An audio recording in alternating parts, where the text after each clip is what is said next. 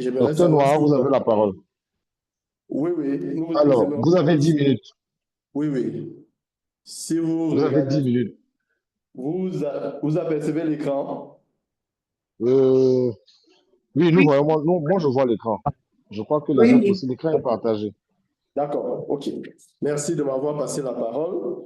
Je m'en vais très rapidement vous présenter l'état des lieux de la surveillance des maladies non transmissibles au Cameroun pour la période de 2024. Cette présentation va se dérouler, va s'articuler selon le plan qui suit. Il faut dire que les maladies non transmissibles représentent 74% des décès à l'échelle mondiale. Au Cameroun, selon un travail qui a été effectué en 2002 par la Task Force, elle constitue 43% de la mortalité avec une prévalence de 11% pour les maladies cardiovasculaires, 3% pour les cancers, 2% pour les maladies respiratoires et 8% pour les traumatismes. Il faut dire que la lutte contre les maladies, la surveillance contre les maladies non transmissibles, ça rime aux ODD, Horizon 2030, qui sont entre autres de diminuer de moitié le nombre de décès et blessures des accidents de la voie publique et de diminuer de façon considérable les décès de plusieurs autres affections dues aux substances chimiques dangereuses, à la pollution ainsi qu'à la contamination de l'air et de l'eau. En guise de rappel ici, cette diapositive vous montre c'est quoi les maladies non transmissibles. Il faut dire que ce sont des affections de longue durée qui ont une atteinte physique, psychologique et parfois même cognitive, d'où la nouvelle appellation maladie non transmissible, santé mentale et traumatisme. C'est la nouvelle appellation qui est appelée sur le point de vue international. Ensuite, nous avons fait un bref rappel sur ce que c'est que les facteurs de risque et la transition épidémiologique. La transition épidémiologique, ici, nous entendons par le passage d'un profil épidémiologique où prédominent les maladies infectieuses et nutritionnelles au profil des maladies chroniques dégénératives et mentales, qui sont généralement majoritaires. Par la suite, nous faisons un petit rappel sur ce que c'est que la surveillance épidémiologique. En un mot, on pourrait dire que la surveillance épidémiologique, c'est l'information pour l'action. Ici, dans le but, l'action ici a pour but de diminuer aussi bien ou réduire la morbidité, la mortalité, à l'occurrence des maladies non transmissibles auprès de la population. Il faut dire ici qu'au niveau du Cameroun, nous avons distingué deux types de surveillance. La surveillance des maladies non transmissibles proprement dites, ici qui se fait de façon routinière en utilisant les points focaux surveillance. Les points focaux surveillance selon la pyramide sanitaire et en utilisant des outils de collecte que nous allons voir plus tard. Et la surveillance des facteurs de risque qui est menée à travers les enquêtes qui se déroulent de façon périodique. La dernière en date de 2023 au Cameroun et cette enquête est menée avec l'aide des enquêteurs qui sont préalablement formés. Les maladies non transmissibles étant vastes, il faut dire qu'on les a regroupées au Cameroun dans 5 grands groupes, partant de l'hypertension jusqu'au niveau des accidents de la voie publique. Je l'ai dit tout à l'heure, ça s'arrime aux objectifs de développement durable à l'horizon 2030. Dans le groupe 2, par exemple, nous avons les cancers, les asthmes et les maladies respiratoires. Dans le troisième groupe, nous avons les affections bucco-dentaires, les troubles visuels et auditifs chroniques. Dans le quatrième groupe, enfin, nous avons l'épilepsie, la drépanocytose, des maladies dégénératives, des maladies mentales ainsi que les maladies rhumatologiques. Quels sont les acteurs qui interviennent dans la surveillance des maladies non transmissibles? Au Cameroun, comme je l'ai dit, ces acteurs se trouvent au niveau de la pyramide centrale. Au niveau central, nous avons 2 points focaux surveillance. Au niveau régional, nous avons 10 régions au Cameroun. Pour le moment, 5 points focaux surveillance sont désignés de façon formelle. Et au niveau des districts, nous avons les points focaux surveillance, généralement qui assurent aussi le service de chef bureau santé au niveau des 200 districts de santé que nous avons au Cameroun. Il faut aussi dire que pour ce qui est de la détection des maladies non transmissibles, nous avons élaboré à l'aide des sociétés savantes près de 34 définitions standards des cas des maladies non transmissibles et nous avons priorisé ces maladies non transmissibles au niveau du Cameroun. Pour ce qui est de la collecte des données, Les maladies non transmissibles s'appuient sur les outils de collecte appelés les rapports mensuels d'activité qui sont divisés en trois grands groupes. Les rapports mensuels d'activité 1, 2 et 3 en jaune, en rose et en vert selon le niveau de la pyramide sanitaire dans lequel on se situe. Il faut dire que pour ce qui est des outils de collecte, nous avons des registres de consultation classiques. C'est vrai que on va le voir tout à l'heure, l'analyse force-faiblesse. Ces registres de consultation ne nous permettent pas de suivre de façon optimale les maladies non transmissibles. Par ailleurs, nous avons élaboré un tracker pour ce qui est de la maladie rénale chronique pour les patients hémodialysés. Nous avons récemment élaboré un formulaire pour les traumatismes et accidents. Et nous avons également élaboré un bulletin de demande d'examen anatomopathologique pour ce qui est de la confirmation de certains cancers, en l'occurrence les cancers du sein, les cancers du col de l'utérus et les cancers de la prostate, pour ce qui est du Cameroun. Cette diapositive vous présente le circuit de l'information partant de la communauté jusqu'au niveau central, la DLM, en passant par les aires de santé, les districts de santé et la région. Ce circuit de collecte s'appuie sur le format papier, le RMA, et sur le format électronique à l'aide du DHIS, où on peut regarder en temps réel les informations qui ont été notifiées. Pour ce qui est de l'analyse de données, comme nous l'avons dit, au niveau du Cameroun, nous avons, pour ce qui est de la validation, nous avons deux principaux problèmes. Le premier problème, c'est le problème de données manquantes. Et le deuxième problème, en rouge, nous avons voulu le mettre en rouge, c'est un problème de doublon. Parce que les malades qui sont enregistrés dans nos formations sanitaires pour ce qui est des maladies non transmissibles n'ont pas d'identifiant unique, n'ont pas de code unique. Mais nous osons croire qu'avec l'implémentation de la CSU, ce problème d'identifiant unique sera réglé. Pour ce qui est de la maladie rénale, pour ce qui est de l'analyse des données, il faut dire qu'en date, nous avons formulé les indicateurs de la maladie rénale chronique avec une file active qui est bien connue au niveau des 10 régions, avec des indicateurs tels que le taux de perdu de vue, le taux de transfert, le taux de décès, le taux de transplantation rénale. Il nous reste 3 minutes. D'accord. S'agissant de la communication, il faut dire qu'elle s'appuie beaucoup plus au niveau du bulletin épidémiologique et ainsi qu'au niveau des situations mensuelles qui sont présentées chaque mois. Pour ce qui est de la réponse, elle s'articule autour du plan stratégique national intégré multisectoriel avec l'appui du Comité national de lutte contre le cancer qui est ici en vert. Pour ce qui est donc du suivi et évaluation, comme on l'a dit, elle s'arrime autour du cadre de suivi et évaluation des luttes contre les maladies non transmissibles et des indicateurs clés qui seront élaborés. Quand on parle donc de ce qui est de l'analyse force-faiblesse, il faut dire, comme on l'a dit tout à l'heure, qu'on a un manuel de procédure qui a été élaboré. On a validé les définitions des cas ainsi que le protocole d'entest. On a élaboré les modules de formation PEN+, dans le district de santé de Fou. Pour ce qui est des forces, pour ce qui est des faiblesses, comme on l'a dit tout à l'heure, il y a une faiblesse au niveau des acteurs insuffisamment formés. On a une faible visibilité des registres cancer. On a l'existence des doublons et on a l'inexistence des définitions communautaires, pour ce qui est des agents santé communautaires. S'agissant des opportunités, il faut dire qu'on a l'appui des partenaires techniques et financiers, en l'occurrence COECA et CDC, appuyés par l'OMS, et comme menace, nous avons l'absence de financement. Quelles sont donc les perspectives pour la fin? Nous comptons rédiger les indicateurs clés de surveillance pour les maladies non transmissibles. Nous comptons paramétrer ces indicateurs dans les DHIS. Nous comptons adapter les outils de la SFE à la surveillance des maladies non transmissibles. Nous comptons enfin former les formateurs à la surveillance des maladies non transmissibles et valider notre plan stratégique national intégré multisectoriel de lutte contre les maladies non transmissibles. Voilà, monsieur le modérateur, un bref aperçu de l'état des lieux des maladies non transmissibles au Cameroun. Je vous remercie.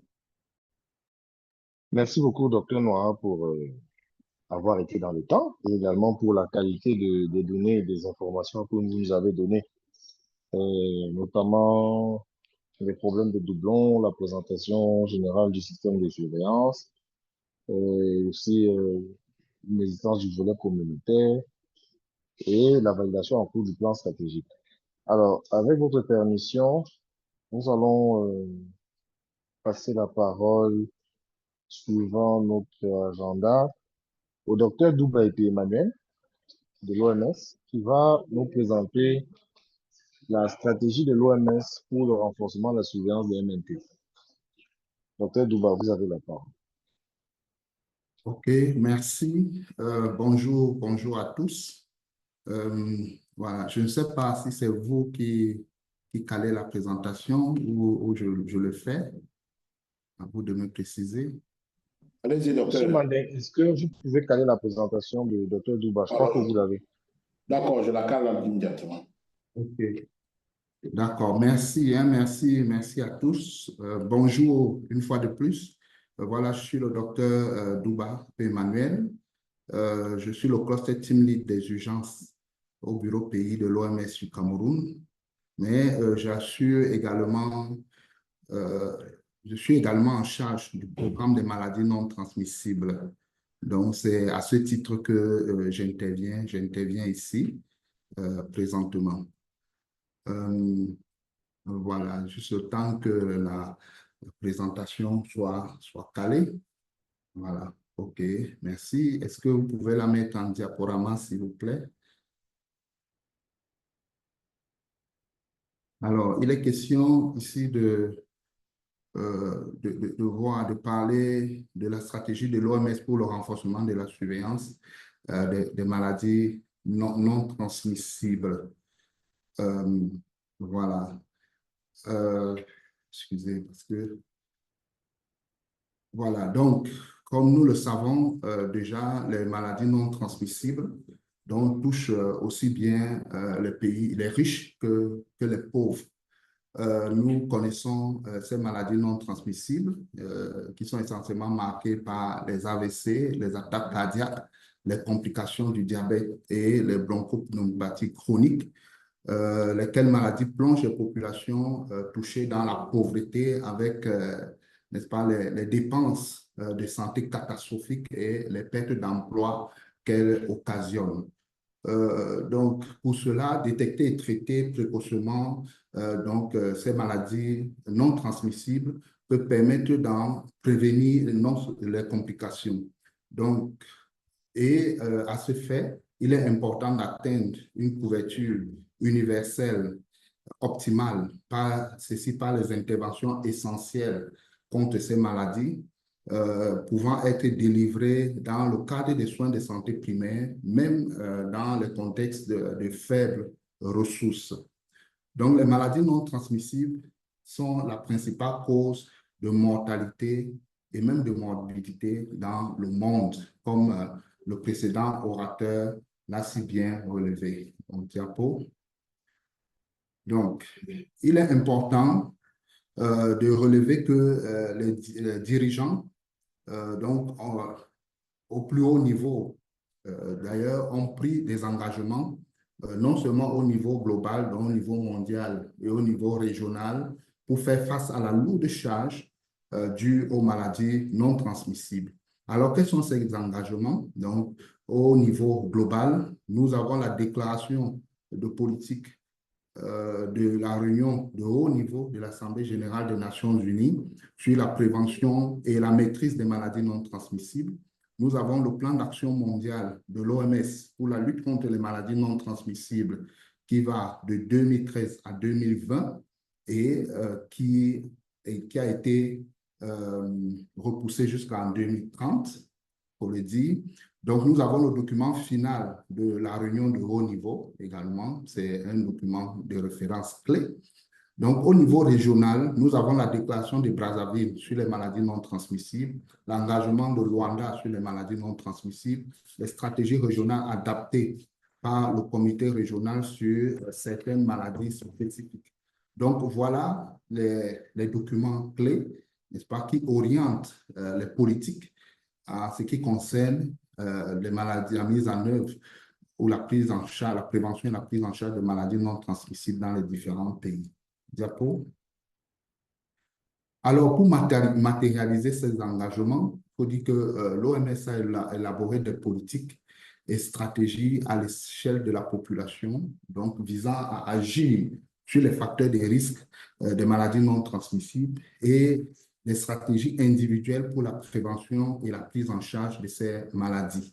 Donc, nous avons le cadre régional pour l'intégration des services essentiels de lutte contre les maladies non transmissibles dans les soins de santé primaires qui vise ainsi à fournir des orientations aux États membres sur l'intégration de ces interventions dans les soins de santé primaires. L'objectif étant ici de renforcer non seulement la détection, mais le diagnostic et le traitement précoce de ces affections. Diapo. Alors, quelles sont les mesures qui sont, diapo, s'il vous plaît. Alors, quelles sont les mesures qui sont recommandées dans le cadre d'action régionale de l'OMS pour la prévention et la maîtrise des maladies non transmissibles? Il faut dire que ces mesures sont classifiées ainsi ou classées en 5 objectifs.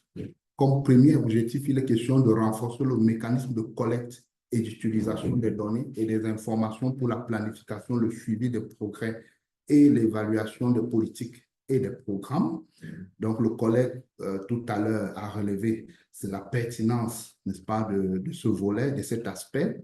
Comme deuxième objectif, il est question d'élaborer des politiques qui vont au-delà du secteur de la santé pour promouvoir des environnements favorables à la santé, s'attaquer aux déterminants sociaux de la santé au niveau non seulement national et infranational. Donc, nous savons que ce soit la prévention, la lutte contre les maladies non transmissibles ne se limite pas seulement à un, n'est-ce pas, il y a des autres secteurs connexes ou apparentés, n'est-ce pas, qui sont également des secteurs clés avec lesquels il est important de coordonner, de travailler et de coordonner les interventions. Nous avons comme troisième objectif, donc, il est question de procéder à un dépistage au sein de la population pour diagnostiquer les principales maladies non transmissibles. Donc, nous comprenons que les dépistages de masse sont également importants. Comme autre objectif, c'est renforcer les soins de santé primaire pour assurer une prise en charge centrée sur la personne des maladies non transmissibles. Et enfin, nous avons donc comme objectif 5, donner aux patients les moyens de s'auto-prendre en charge et d'observer les traitements grâce à la promotion de la santé, à la prévention et aux données ici individualisées. Donc, diapo. Alors, quels sont les enjeux et les défis? Ici, il est important donc de prendre en compte les aspects de plaidoyer et d'orientation de politique sanitaire. Également, comme autre enjeu et défi, c'est les ressources humaines pour la santé. Donc, nous connaissons la rareté des ressources humaines, n'est-ce pas, dans nos différents pays. Et également les ressources humaines qui sont aptes, n'est-ce pas, non seulement à diagnostiquer, mais à prendre en charge convenablement, n'est-ce pas, les principales maladies non transmissibles. Nous connaissons également ces défis-là. Donc, il y a les défis de financement de la lutte contre les maladies non transmissibles. Donc, et ça, nous savons que les maladies non transmissibles sont toujours sous-financées. Il y a les enjeux liés à l'intégration des interventions, les enjeux liés à l'intégration des interventions de lutte contre les maladies non transmissibles. Il y a les médicaments, la technologie essentielle pour la lutte contre les maladies non transmissibles, qui constitue un enjeu majeur également. Nous avons les informations utiles pour la prise de décision. Le collègue l'a relevé d'ailleurs amplement tout à l'heure. Nous avons l'ingérence des industries du tabac, de l'alcool et des produits alimentaires. Donc, et ça, c'est connu. Nous voyons tous les enjeux qu'il y a autour de la lutte contre le tabac. Et nous avons le caractère chronique des maladies non transmissibles, ce qui pousse à l'épuisement, donc aussi bien des prestataires que même des patients et même des familles, donc des communautés. Nous avons les soins de réadaptation et les soins palliatifs qui constituent un réel défi, n'est-ce pas, avec les plateaux techniques, n'est-ce pas, qui ne suivent pas toujours dans nos pays. Nous avons la participation communautaire à la prévention des maladies non transmissibles et aux soins. Diapo. Alors, quelles sont les interventions et les actions prioritaires? Ici, Nous avons comme première intervention prioritaire, c'est adapter et utiliser les documents d'orientation de l'OMS pour la prévention et la maîtrise des maladies non transmissibles dans les centres de soins de santé primaires. Donc, il est important, n'est-ce pas, de s'assurer que ce qui est mis en œuvre ou en termes que ce soit prévention ou surtout diagnostic et prise en charge des différentes maladies non transmissibles, n'est-ce pas, découle, n'est-ce pas, des orientations de l'OMS, n'est-ce pas, qui sont des orientations, n'est-ce pas, qui découlent des différents comités, n'est-ce pas. Ça veut dire que le leadership de santé des différents pays, n'est-ce pas, ont convenu, n'est-ce pas, d'adopter ces différentes orientations. Nous avons comme autre intervention clé, c'est renforcer la capacité des ressources humaines pour la santé à l'effet d'assurer la prestation des services de lutte contre les maladies non transmissibles au niveau des soins de santé primaires. Donc, pour cela, il est important d'améliorer les connaissances et les compétences des personnels de santé travaillant dans les établissements de soins de santé primaires. Donc, nous voyons que nous sommes ici vraiment au niveau périphérique, n'est-ce pas, suivant la pyramide sanitaire. Donc, également, il est important d'assurer la disponibilité des directives simplifiées sur la prise en charge des maladies non transmissibles dans les établissements de soins de santé primaires, renforcer la direction technique et la gestion des établissements de soins de santé primaires, encourager la délégation et le partage des tâches, inclure la lutte contre les maladies non transmissibles dans les programmes de formation initiale, promouvoir l'utilisation des technologies de l'information et proposer une rémunération attrayante et des incitations pour le personnel de santé. Tiapo, comme autre intervention, il est question d'améliorer l'accès aux soins, aux services essentiels de lutte contre les maladies non transmissibles dans les établissements de soins de santé primaires. Et ceci, ça inclut la nécessité d'accroître l'accès à des médicaments et à des technologies de diagnostic abordables, sûres, efficaces et de qualité, la nécessité d'améliorer les systèmes de gestion des achats et des approvisionnements, renforcer la prévention des maladies non transmissibles dans les établissements de soins de santé primaires, prévenir les complications secondaires des maladies non transmissibles, renforcer le système d'orientation et de recours et renforcer Il vous la reste 2 minutes. des communautés, oui, à la lutte contre les maladies non transmissibles. Comme autre intervention, donc dernière intervention clé, il est question d'intégrer le système de surveillance des maladies non transmissibles dans le système de gestion de l'information sanitaire. Voilà, nous y sommes. Donc, pour cela, il est important d'institutionnaliser les systèmes de suivi et d'évaluation, d'où il faut des mécanismes de collecte de données, n'est-ce pas, qui soient fiables, et également les différentes plateformes, n'est-ce pas, non seulement de collecte et de communication, n'est-ce pas, de données ou de l'information, n'est-ce pas, qui doivent être fiables au niveau des pays. Et d'où l'importance, comme l'a dit le collègue, n'est-ce pas, d'intégrer les données de maladies non transmissibles dans le DHIS2, comme c'est le cas au Cameroun.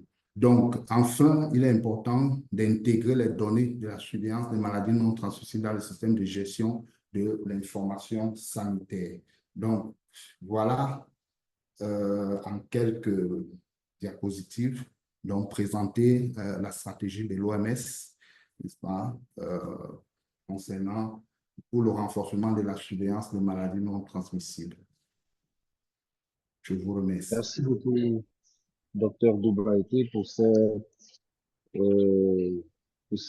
enregistrements, présentation très riche, qui va certainement nous aider dans le processus que nous sommes en train d'enclencher.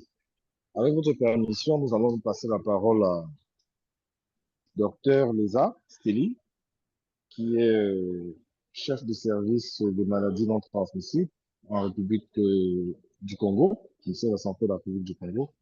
Docteur Steli, nous vous passons la parole.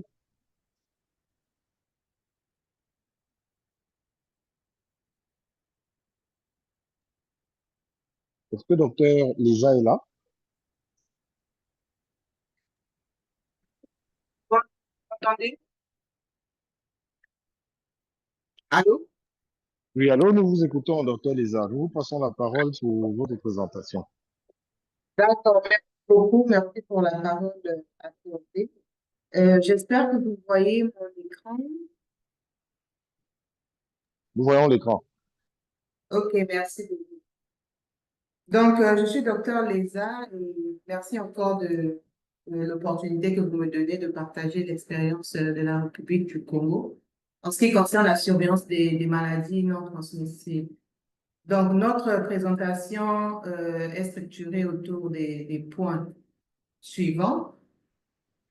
Donc, en termes généraux, nous rappelons que la République du Congo est située en Afrique centrale et elle s'étend environ sur 342 km². Le pays compte une population estimée à 6 142 180 habitants et est divisée en 12 départements et 52 districts sanitaires. La population est majoritairement jeune, avec 76% des habitants âgés de moins de 35 ans. L'espérance de vie à la naissance est de 65 ans, tandis que la croissance démographique, elle est estimée à 3,2%. Concernant l'organisation dans la lutte contre les MNT, il faut noter qu'il existe au sein du ministère de la Santé et de la Population la direction de l'épidémiologie et de la lutte contre la maladie qui intègre un service donc dédié aux maladies non transmissibles.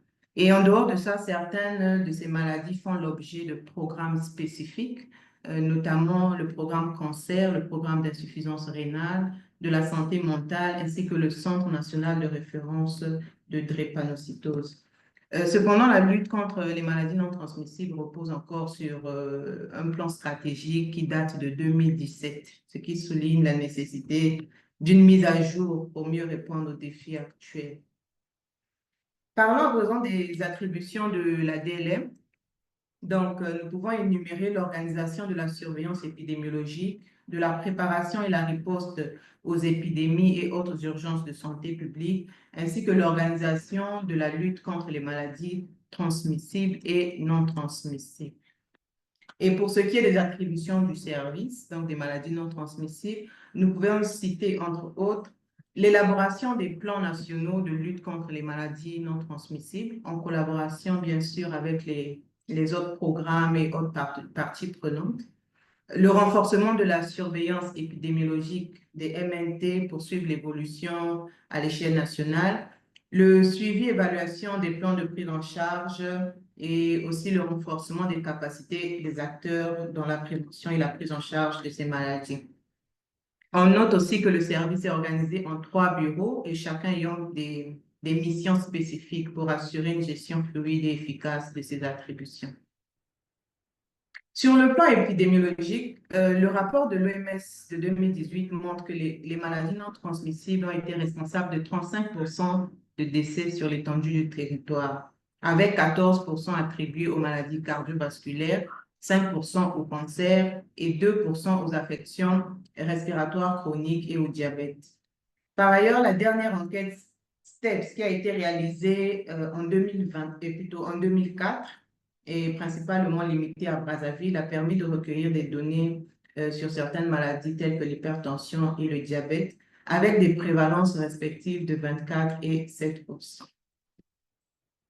La surveillance des maladies non transmissibles en République du Congo repose principalement sur les structures de santé.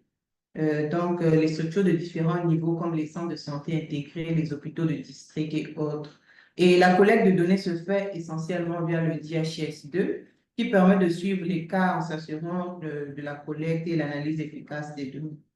Enfin, les données qui sont collectées dans le DHIS2 à travers les registres des formations sanitaires sont utilisées pour alimenter le bulletin épidémiologique qui sert de base pour la prise de décisions sanitaires. Bon, il faut noter également qu'il y a certaines maladies, comme par exemple pour le cancer, pour lequel il existe une autre plateforme qui est le registre de cancer, qui permet de suivre plus précisément l'évolution des cas de cancer et adapter les stratégies de prévention et de traitement. Maintenant, en ce qui concerne donc le système actuel du DHIS2 en République du Congo, nous avions remarqué qu'il ne permettait pas de mesurer avec précision l'ampleur réelle des maladies non transmissibles. Par exemple, nous avions un patient qui était atteint d'une maladie, qui pouvait consulter à différentes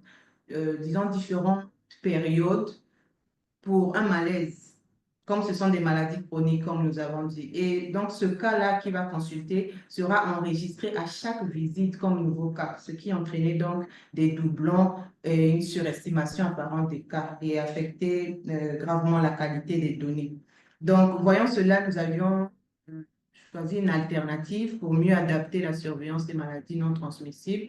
Et pour nous, la solution était donc de configurer le tracker dans le DHS2 pour les maladies non transmissibles. Et donc, le tracker ici devrait fonctionner comme une fiche de suivi numérique où chaque patient dispose d'un identifiant unique et à chaque consultation, des nouvelles informations sont juste ajoutées à son dossier déjà existant.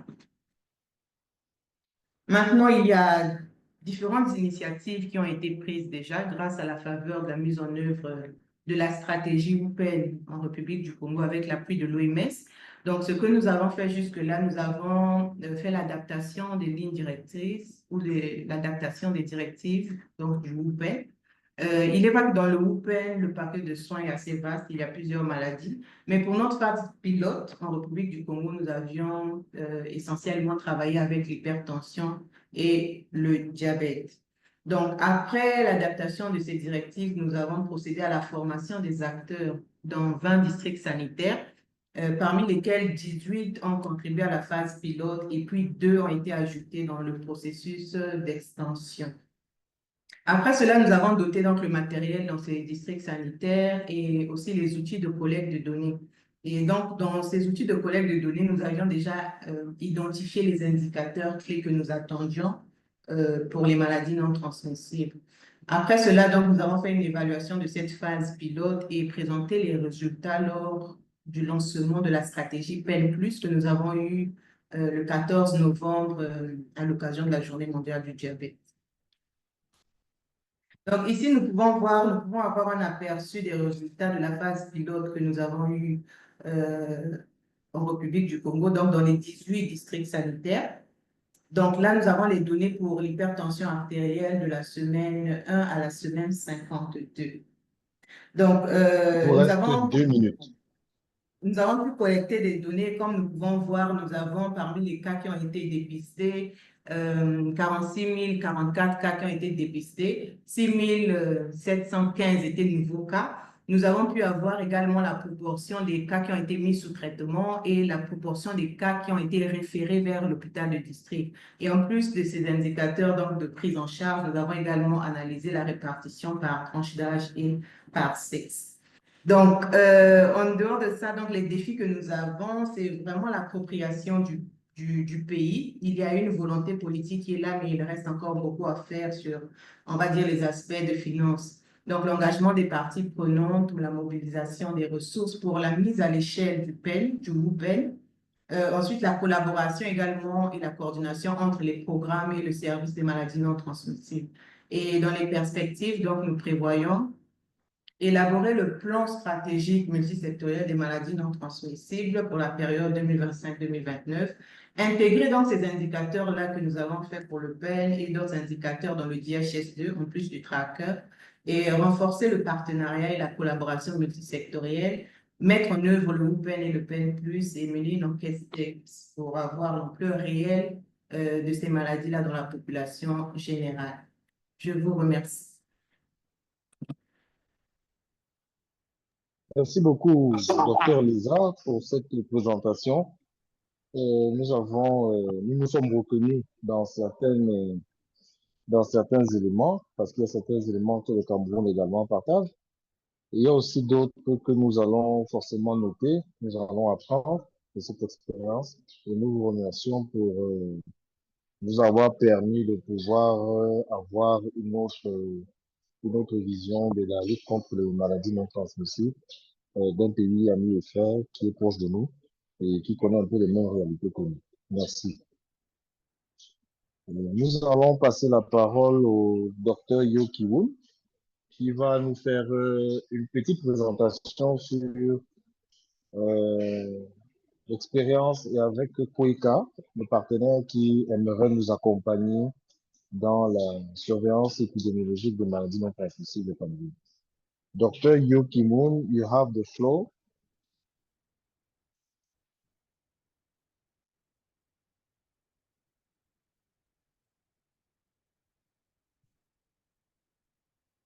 Dr. Ki-moon.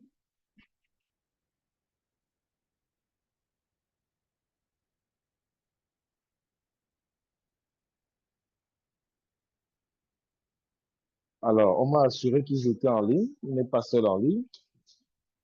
Oui, oui. Est-ce que vous êtes là? D'accord. Allez, vous avez la parole. Donc, on passe la parole au docteur Ki-moon pour la présentation qu'il doit donner.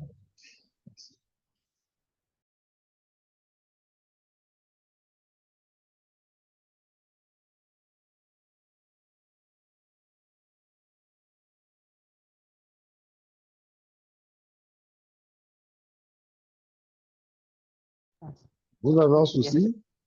Hello? Hello? Can you hear me?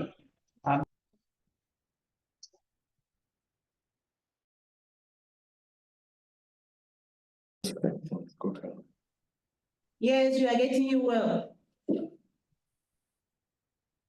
Hello? Hello?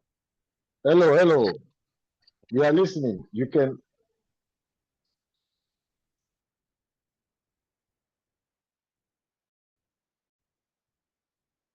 Hello? Hello? Hello, we are listening. You can continue. Hello? Can you hear me? I'm Kyun. We are here. We are hear you. You can continue. We are hear you. Okay. I am Yoo Kyun from South Korea. I'm doing here pre-hospital emergency medical service system establishment in Yaoundé. I'm working as a field manager of the project. So I'm not sure I can give you a good insight about this topic because I'm not an epidemiologist. However, maybe I can give you a different insight from my work experience and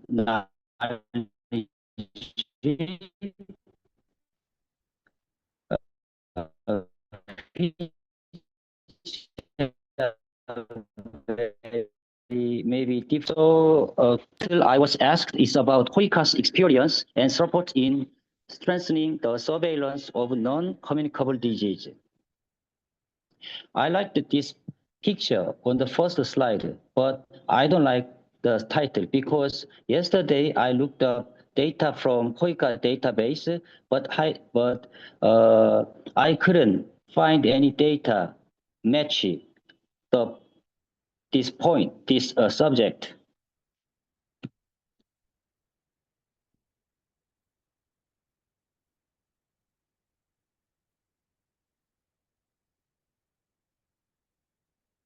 So I'd like to begin to introduce the project I am doing with the CDC and WHO. This project is about establishing an emergency medical service system in Cameroon. This project is quite big, which covers pre-hospital setting and hospital setting, including construction, QD2 hospital, and also making emergency call center. That's why we NCD surveillance program, we put the program into our project is because Cameroon has some burden, medical burden about non-communicable disease patients. However, Cameroon has not yet any means to collect data and analyze data. Without good data, we cannot make a good step to establish a pre-hospital emergency medical service system. So yesterday I saw this video from World Congress of Epidemiology 2024. is about how field epidemiology training programs are integrating NCD.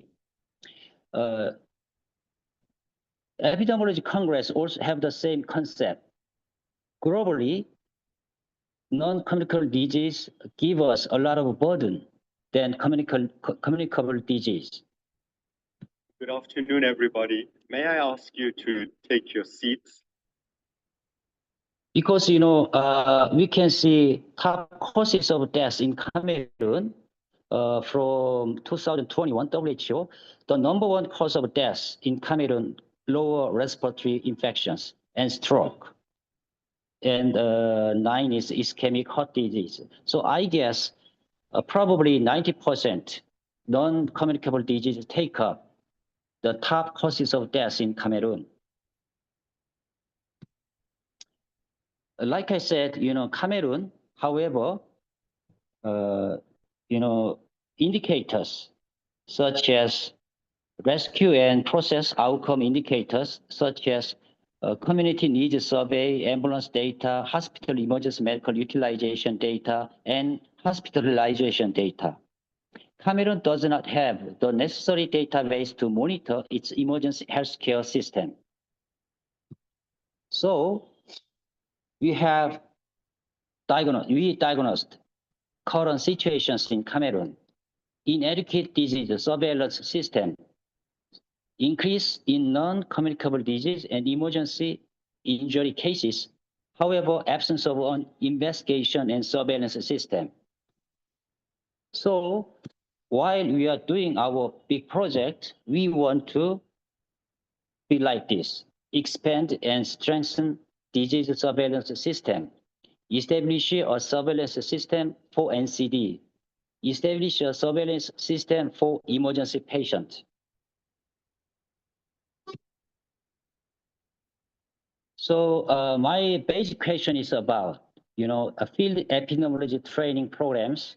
What is the final goals of FETPS?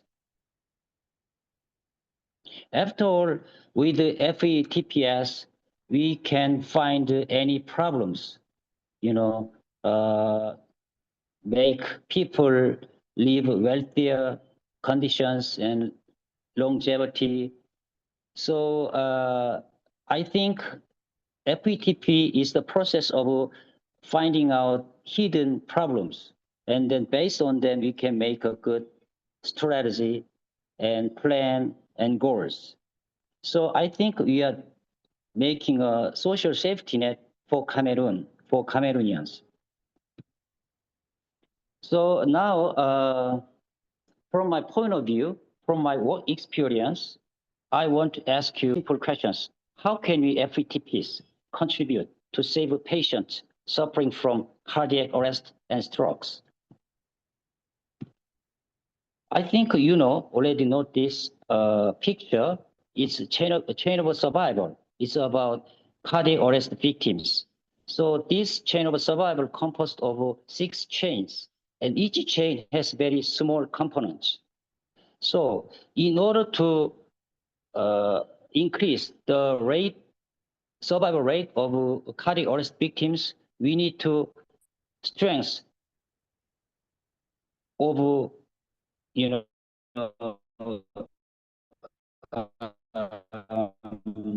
change goals. If we cannot teach or train citizens to call, and if we don't have any medical service system, and also if the citizens, they cannot do CPR, and then as you know, we just have 4 minutes golden time for cardiac arrest victims.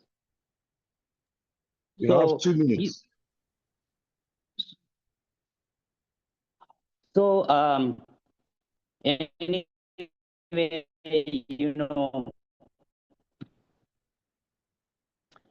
the stroke patient is also the same. So how can we community and emergency medical service system save time for stroke patients? So we can see this picture, how we Je ne do sais pas pour les in participants, what mais j'ai l'impression qu'on a kind of perdu environment le systems. docteur Kiwood. Moi, je n'ai pas de So, retour.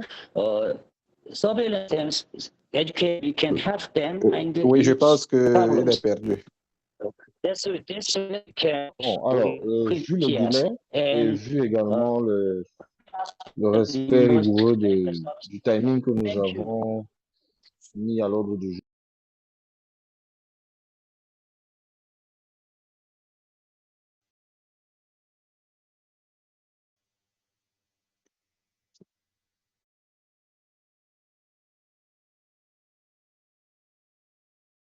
Alors, Monsieur Mandel, vous avez des nouvelles de docteur Kiwood? Nous, on ne l'entend plus. He's there. Dr. Kibunema, il a fini sa présentation. Non, on l'entendait 5 sur 5. Je dis là, est-ce que vous l'entendez là? Nous t'entendons. Je crois que là, il s'est arrêté, hein, il a fini. Il a terminé sa Nous vous présentation. suivons. Sa présentation était audible. Merci. D'accord, d'accord. Merci beaucoup au retour des uns et des autres. Alors, si la présentation du docteur Kiwood s'est achevée, nous le remercions des éléments qu'il a pu apporter. Comme il a dit, la Corée est dans un projet d'extension du Curie 2 et il insiste un peu sur les traumatismes, l'appréciation du poids des traumatismes dans les maladies non transmissibles. Nous allons donc passer à la prochaine étape de notre agenda qui est la phase de discussion.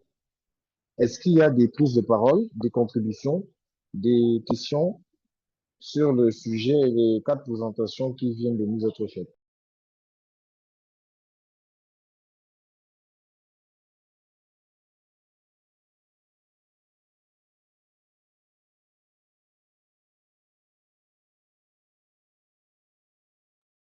Est-ce qu'un participant aimerait prendre la parole?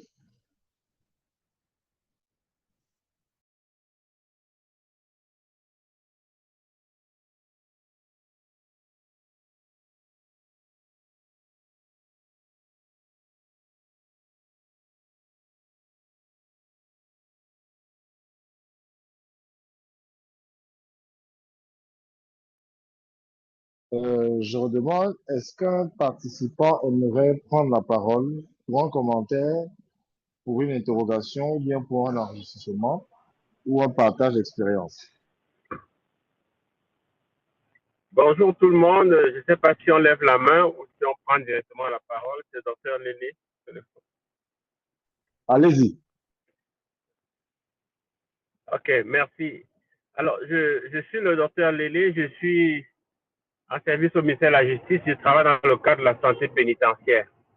Je voudrais déjà d'abord dire merci aux différents orateurs qui m'ont précédé et reconnaître la pertinence de ce webinaire par rapport à la surveillance des maladies non transmissibles.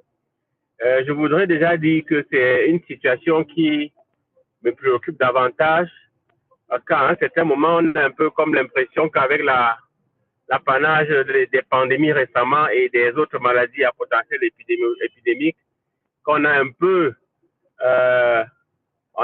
mis, pas de côté, mais on a un peu baissé la force de surveillance autour des maladies chroniques non transmissibles. Alors, je profite donc pour poser une question. Je voudrais savoir si, à l'état actuel, notre DHIS2 peut de manière efficace nous renseigner sur la situation des maladies chroniques non transmissibles au Cameroun. Est-ce qu'en se basant vraiment sur notre DHIS2 aujourd'hui, on pourrait pouvoir dire que nous surveillons véritablement ces maladies chroniques non transmissibles au Cameroun? Je vous remercie et merci encore à tous. Merci beaucoup, docteur Lélé. Je ne sais pas si docteur Noira a suivi la question qui a été posée. Nous allons passer la parole au docteur Noira pour apporter une réponse. Docteur Noira, vous avez suivi? Oui, merci beaucoup, docteur Emma. J'ai bien suivi. Nous avons bien suivi la question du docteur Lélé. Il a posé la question de savoir si, en l'état actuel, le DHIS nous permet de suivre les maladies non transmissibles au Cameroun. J'ai bien noté, c'était ça sa préoccupation.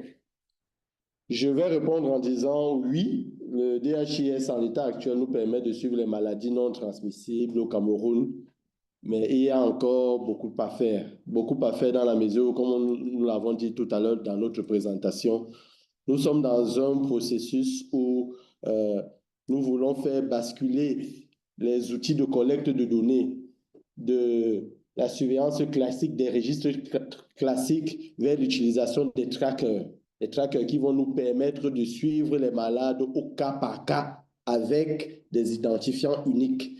Et nous voulons rassurer le docteur Lélé qu'avec la mise en place, l'implémentation de la CSU qui vise à mettre en place les identifiants uniques, nous sommes dans ce processus-là où nous sommes en train de vouloir mettre des identifiants uniques pour ce qui est des maladies non transmissibles prioritaires. Vous avez vu tout à l'heure dans notre présentation, il y a une large plage de maladies non transmissibles. On a décidé de prioriser selon la task force qui avait été mise en place en 2022. Donc oui, ça nous permet de suivre, mais on devrait améliorer cette surveillance. Je vous remercie. Merci beaucoup, docteur Noah, pour cette réponse. Je pense que le docteur Lili doit être satisfait de votre réponse. Est-ce qu'il y a une autre prise de parole? Une question, un commentaire?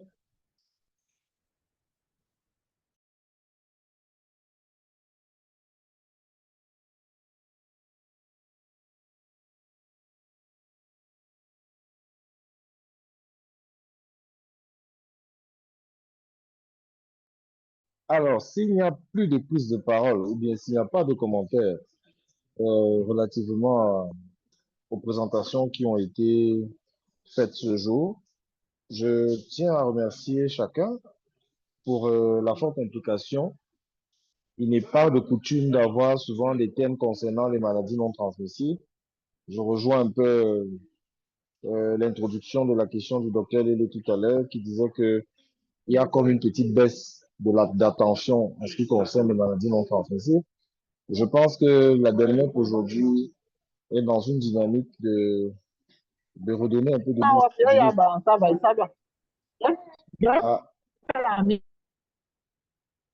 à la lutte contre ces maladies-là.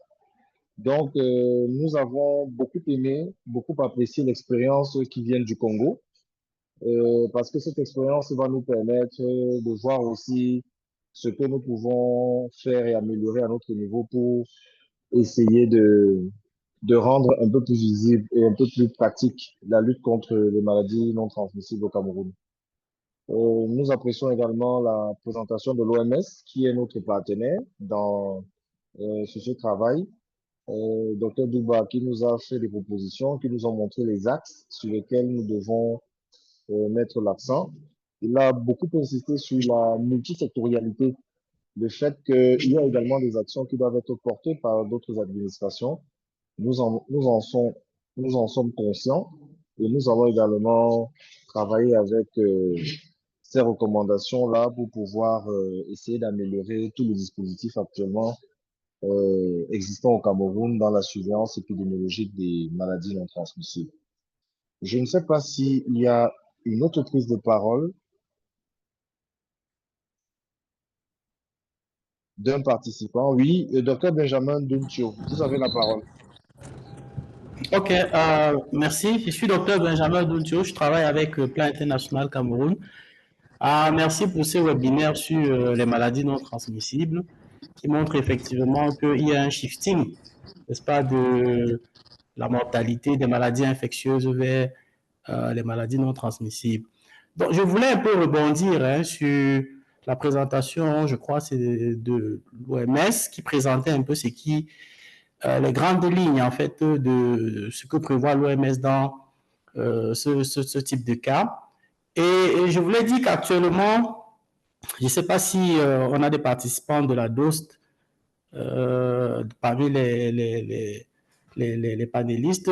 Mais actuellement, au Cameroun, il faut dire que on a vu les données qui ont été présentées et qui montrent quand même qu'il y a lieu de s'inquiéter par rapport à la prévalence de ces maladies.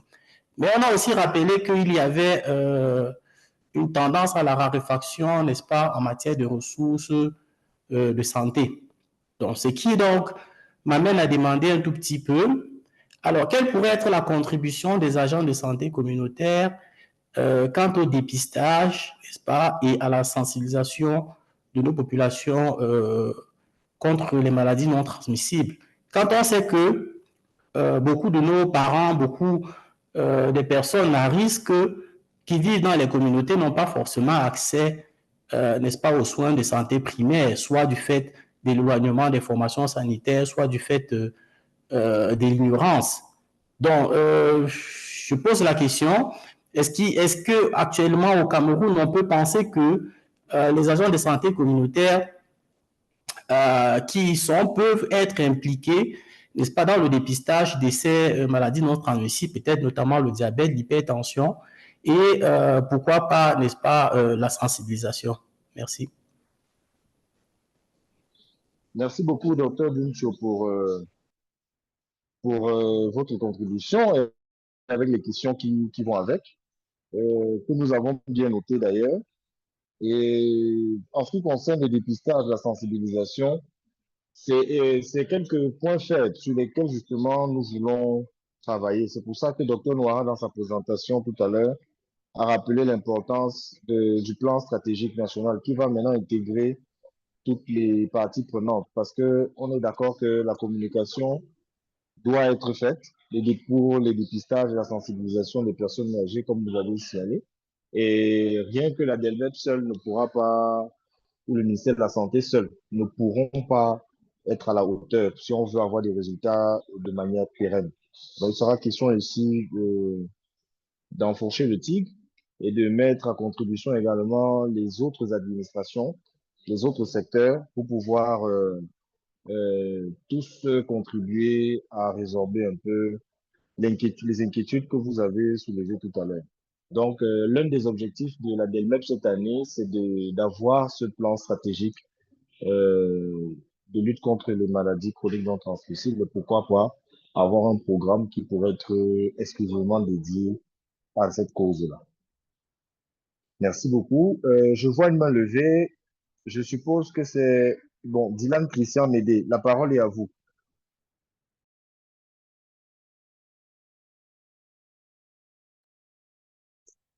Bon, je suppose que c'est je suis le professeur Bilon, mais c'est peut-être c'est ma main qui est levée là. Allez-y, professeur.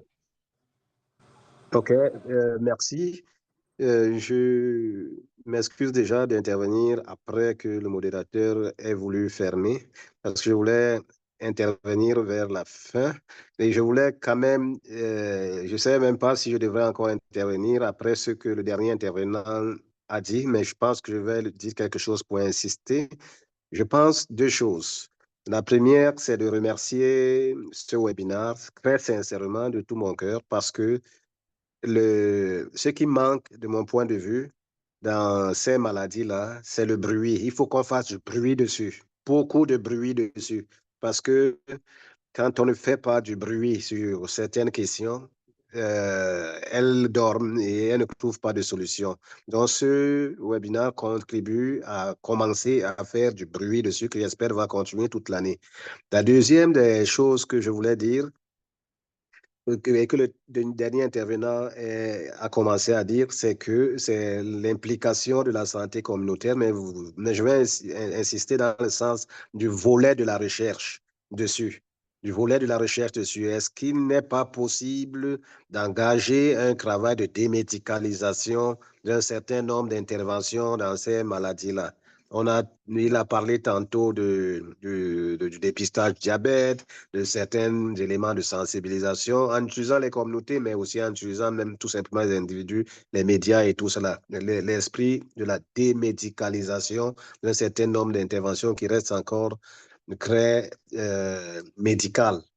Donc, l'idée, c'est de construire un travail de recherche opérationnelle dessus. Je vais chuter aussi en disant qu'il y a des poches de financement importantes qui pourraient ne pas être visibles de manière directe. Le projet Vieillir, qui est par exemple financé par Expertise France et qui a eu une deuxième phase, gagné une deuxième phase, et qui est piloté au niveau du CNLS, s'occupe d'un certain nombre, s'intéresse à un certain nombre de ces maladies-là, diabète, hypertension artérielle, etc., etc. Donc, du coup, ça peut être un levier pour au moins pour les personnes âgées qui portent ces maladies chroniques et trouver une réponse du système international, même si c'est à travers une maladie telle que le VIH. Parce que le VIH a déjà à peu près 500 000 personnes, parmi lesquelles au moins la moitié sont des personnes âgées et qui portent un certain nombre de ces maladies-là. Donc, c'est une poche. Il peut en avoir d'autres. C'est le commentaire que je voulais faire. Vous m'excusez pour la longueur de mon propos, mais c'était la joie débordante de cette action qui est en train d'être faite, qui a motivé mon intervention. Je vous remercie. Merci à vous, professeur. Ne vous sentez pas. Merci pour votre intervention. Nous sommes très honorés de prendre vos conseils et de voir également les propositions que nous faites. Soyez rassurés, je les ai bien notées, nous les avons bien notées et nous allons prendre acte. Nous allons arrêter d'atermoyer, nous allons agir. Et je crois que c'est important pour le système de santé. Merci beaucoup. Est-ce qu'il y a une autre prise de parole? Bonsoir, est-ce que je peux dire quelque chose? Je n'arrive pas à trouver ma main levée, mais je voudrais dire quelque chose. Oui, docteur Lely, allez-y. Merci. Je crois que le professeur aussi, j'apprécie beaucoup son intervention.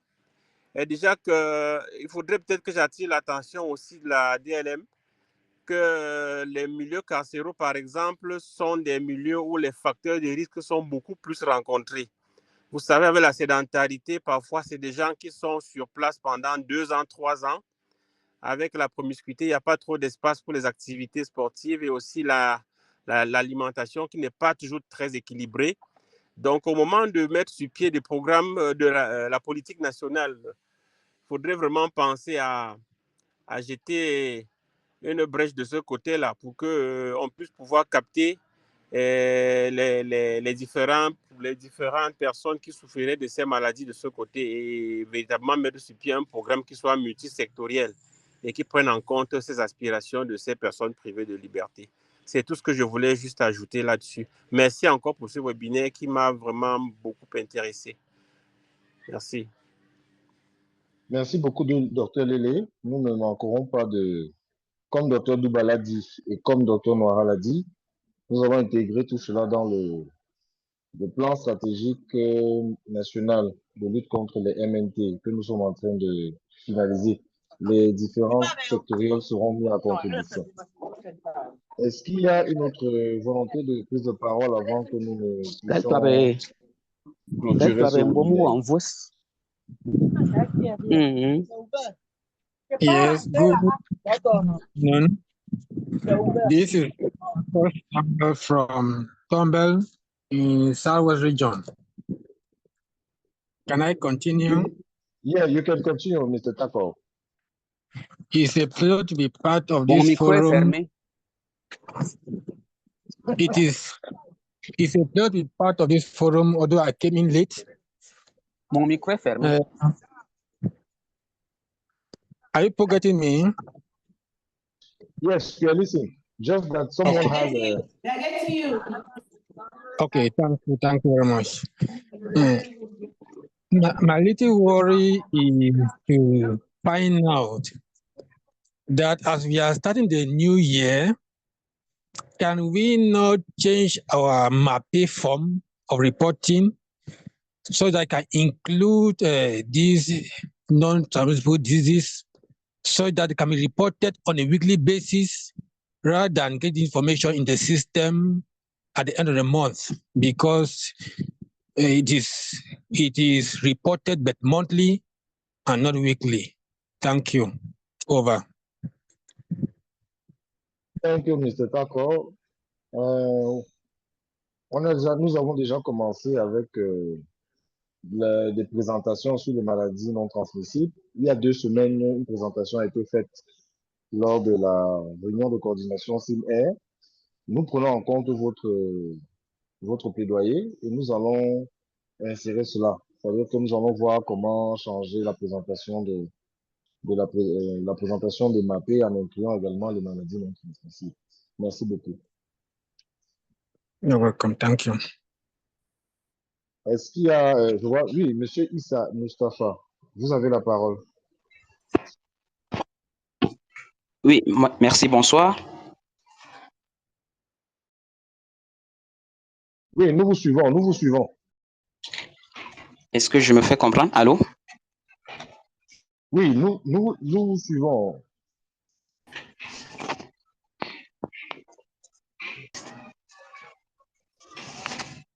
Oh là là, un problème de connexion peut-être.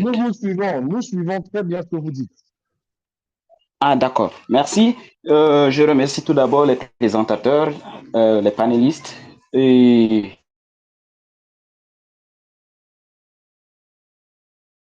tous les participants. Parler des maladies non transmissibles, c'est un bon thème. En fait, vu les différentes présentations et la prévalence, nous constatons qu'elle est très élevée. Alors, ce problème devrait être envisagé au préalable sur le plan communicationnel. Oui, communicationnel. Faire intégrer, comme dans les précédentes présentations, intégrer la communauté. Alors, le véritable problème de la communauté de nos jours, c'est d'abord le niveau de ces agents de santé communautaire. Ils ne sont pas suffisamment outillés. C'est l'un des problèmes. Deuxièmement, à ma foi, ils sont démotivés. Alors, ma petite suggestion, c'est peut-être les inviter à des séminaires de renforcement de capacités et puis au préalable, dans leur choix, le choix des agents de santé communautaire doit être rigoureux. Je vous remercie. Merci beaucoup, Monsieur Issa, pour ces contributions que nous prenons à cœur. Effectivement, nous allons les intégrer dans le plan stratégique qui sera mis en place. Merci beaucoup.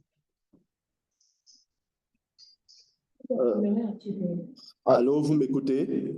Oui.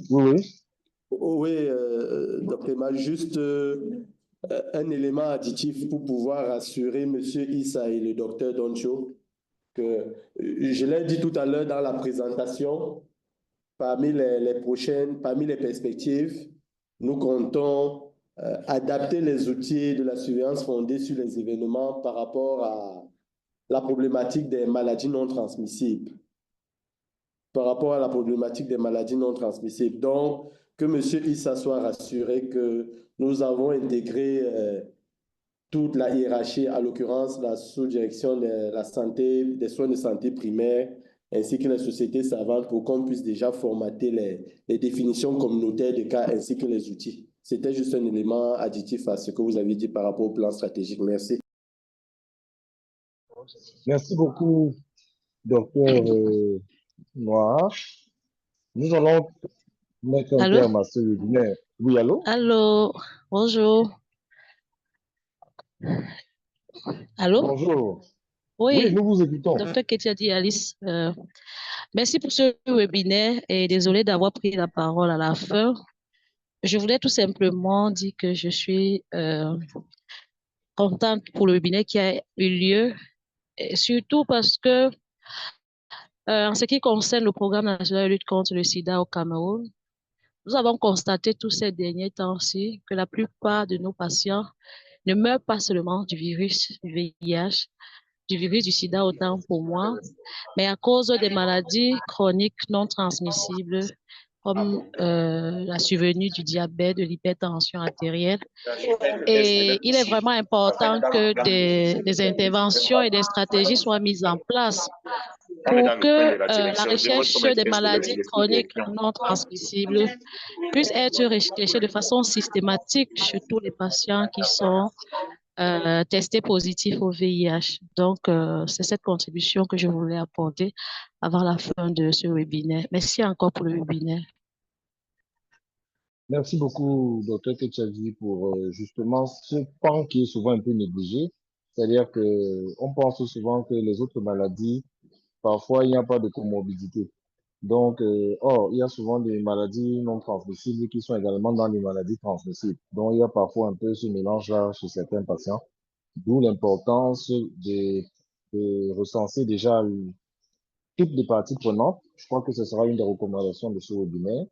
Toutes les parties prenantes à la suite des travaux, notamment sur l'élaboration, la finalisation de ce plan stratégique sur la lutte contre les maladies non transmissibles.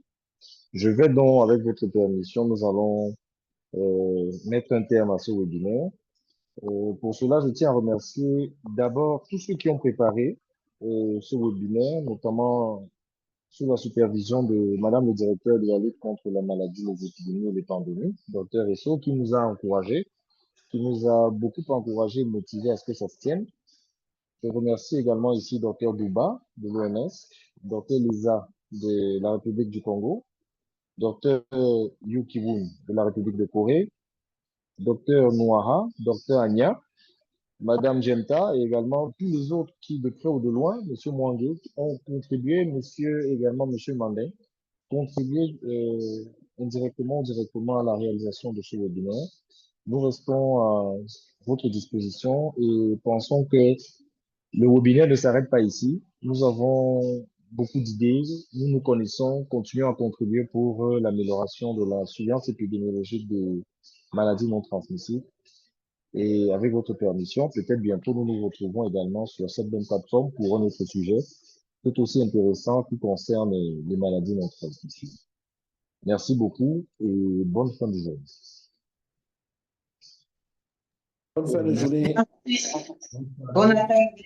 Au revoir. Goodbye. Bonne année. Merci à tous. Merci.